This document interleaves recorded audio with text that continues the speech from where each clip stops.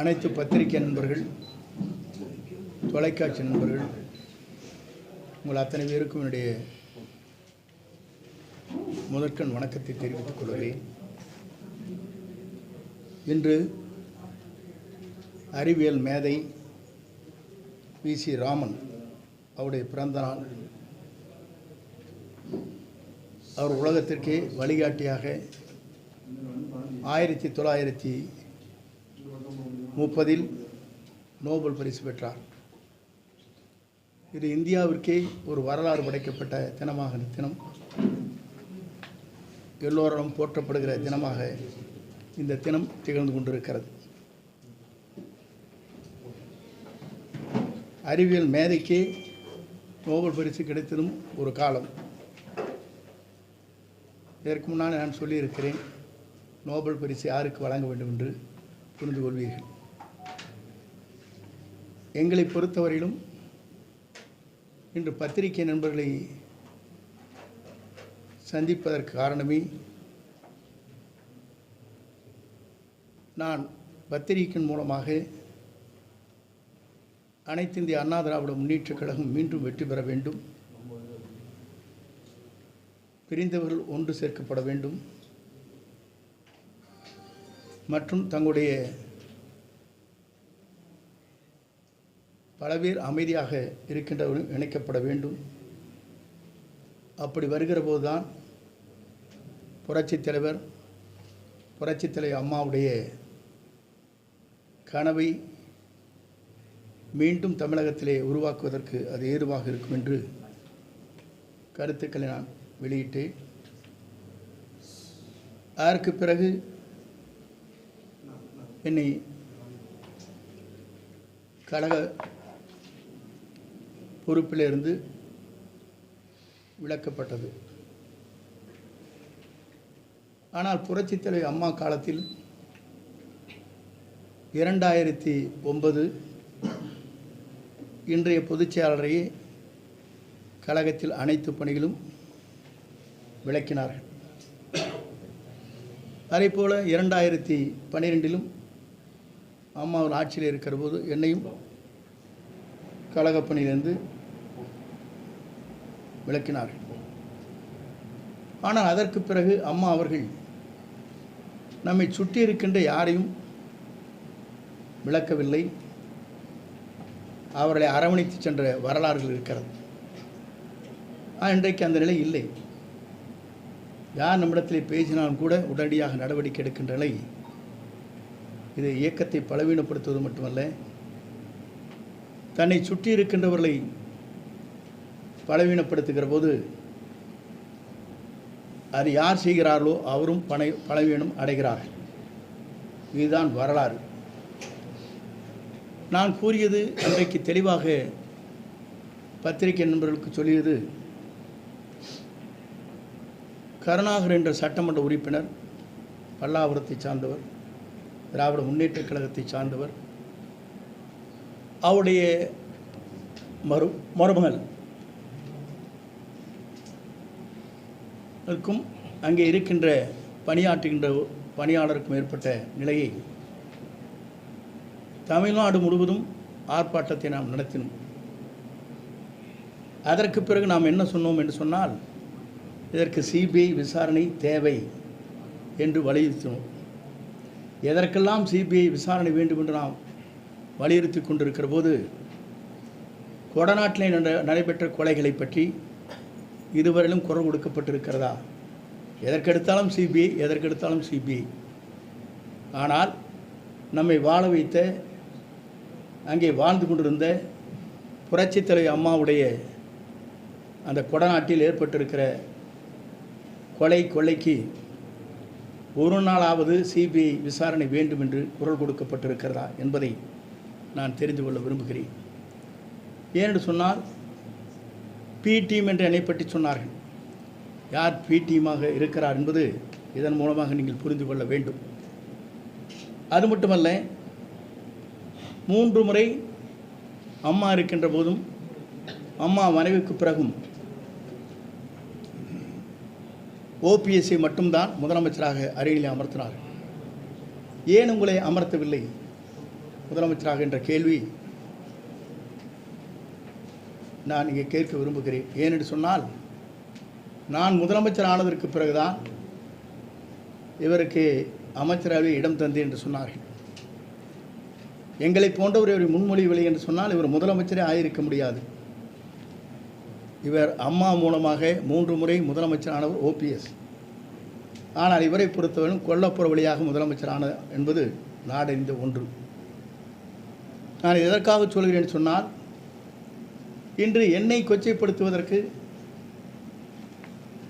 நான் தான் அவருக்கு அமைச்சரவை இடம் தந்தேன் என்று சொல்வது வேதனை அளிக்கக்கூடிய ஒன்றாக இருக்கிறது. கடந்த காலத்தை நான் சொல்ல விரும்பவில்லை, அது சொல்வதும் சரியாக இருக்காது. நான் ஆரம்பிக்க வேண்டும் என்று சொன்னால் 89 81 ஆரம்பிக்கலாம். ஆனால் அதை நான் விரும்பவில்லை. ஏன்னு சொன்னால், ஒரு தகுதியான இடத்திற்கு வந்ததற்கு பிறகு ஒருவரை பற்றி விமர்சனம் செய்வது ஜனநாயகம் மரபாக இருக்கார். என்னை இவர் சொல்லியிருக்கிறார், இந்த தொகுதியை பொறுத்தவரை 45 ஆண்டு காலம் சிற்றரசை போல வாழ்ந்தாரை தவிர மக்களுக்கு எந்த பணியும் ஆற்றவில்லை என்று சொல்லியிருக்கிறார். உங்களிடத்திலே மிக விரைவிலேயே ஒவ்வொரு அமைப்பை சார்ந்தவர்களும் என்னை எப்படி பாராட்டி இருக்கிறார்கள், எப்படி உடைய பணிகள் அமைந்திருக்கிறது என்பதை பல்வேறு சங்கங்கள், வேளாண்மையில் இருக்கின்ற விவசாயிகள் பாராட்டியதும், அதே போல இன்றைக்கு சமூக ஈடுபாடுகளில் இருக்கின்ற நம்முடைய ஈரோட்டை சார்ந்திருக்கிற பல்வேறு சமூக அமைப்புகள் பாராட்டி கடிதங்கள் எனக்கு எழுப்பப்பட்டிருக்கிறது. கடுமையான உழைப்பின் காரணமாக இந்த தொகுதியை வளமான தொகுதியாக நீங்கள் மாற்றியிருக்கிறீர்கள் என்று நான் அவரிடத்திலே பாராட்டுதலை பெற்றிருக்கிறேன். இவர் சொன்னது எனக்கு மிகவும் வேதனை அளிக்கக்கூடிய ஒன்று. ஏனென்று சொன்னால், சிற்றரசை போல தொகுதி மக்களுக்கு எந்த பணியும் ஆற்றாதைப் போல, கழக தொண்டர்களுக்கு எந்த உதவியும் செய்யாதைப் போல கருத்துக்கள் பரிமாறப்பட்டிருக்கிறது. எத்தனை பேர் ஒன்றிய சேர்மனாக, நகர்மன்ற தலைவராக, அதே நேரத்தில் வழக்கறிஞர் உடைய சட்ட நிபுணர்களாக நியமிக்கப்பட்ட வரலாறும் இந்த தொகுதியில் இருக்கிறது. ஊராட்சி மன்ற தலைவர்களாக இன்றைக்கு அவர்கள் எங்கு வேண்டுமானாலும் செல்லலாம். அது ஜனநாயகம் முறைப்படி அவர்களுக்கு அவருடைய கருத்துக்களை பரிமாறுவதற்கு அவர்கள் எங்கு வேண்டுமானாலும் சென்று எங்கு வேண்டுமானாலும் சென்று கருத்துக்களை பரிமாறலாம். ஆனால் குறை சொல்வதற்கு முன்னால் இவர் என்ன செய்தார் என்று சொன்னால், இவருடைய மாமன்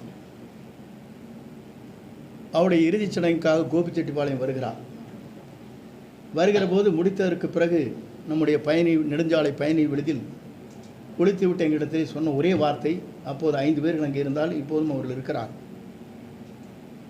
ஏன்னா எல்லா பணத்தையும் உங்கள் தொகுதியிலே கொண்டு கொட்டிட்டீங்க போல் இருக்குது, ரோடெல்லாம் பார்த்தா நானே எடப்பாடியிலே இப்படி இல்லைன்னு சொன்னார். எப்படி இந்த வார்த்தை இங்கே சொல்லப்பட்டிருக்கிறது இல்லை என்று சொல்ல மறுக்க முடியாது. அந்தியூருடைய அவர் சொந்த மாமன் இறுதிச் சடங்கு நடைபெற்றது கோபிச்செட்டிப்பாளையத்தில். நான் எதற்காக சொல்லி, அன்றைய ஒரு நிலை இன்றைய ஒரு நிலை என்பது வேதனை அளிக்கக்கூடிய ஒன்றாக இருக்கிறது. அது மட்டுமல்ல, நாடாளுமன்ற தேர்தலை நீங்கள் பார்த்திருக்கக்கூடும். எந்த நமக்காக உதவி செய்தார்களோ, எந்த காலகட்டத்தில் நமக்காக வழிவகை செய்தார்களோ அவரெல்லாம் மறந்து அவர்களுக்கு நிற்பதற்கு அனுமதி வழங்காமல் புதிதாக வேறு கட்சியில் இருந்தவர்கள் பணம் செலவு செய்தால் போதும் என்று அவர்களுக்கு நாடாளுமன்ற நிற்பதற்கு அனுமதியை வழங்கியவர் யார்? இதையெல்லாம் மக்கள் இன்றைக்கு கூர்ந்து கவனித்துக் கொண்டிருக்கிறார் என்பதை நீங்கள் மறந்துவிடக்கூடாது. நான் எதற்காக இதை சொல்கிறேன் சொன்னால், முதலே இவர் முதலமைச்சராவதற்கு வழிவகை செய்தவர் அன்றைய பொதுச் செயலாளர் சென்னம்மா சசிகலா அவர்கள். அவரை பற்றி கொச்சையாக பேசினார். நாங்கள்லாம் அவரிடத்தை சொன்னோம், அரசியல் நாகரிகம் என்பது நம்மை வளர்த்தவர்களே வளர்த்த கடா மார்பிலே மாயுதைப் போல பேசக்கூடாது என்று சொல்லியிருக்கிறேன். அது மட்டுமல்ல, அடுத்ததாக 18 பேர்கள் நமக்கு தேவைப்பட்டது. டிடிவியுடைய அந்த 18 சட்டமன்ற உறுப்பினர் நமக்கு உறுதுணையாக இருந்த காரணத்தின் அடிப்படையிலே தான் 122 பேர்கள் இன்று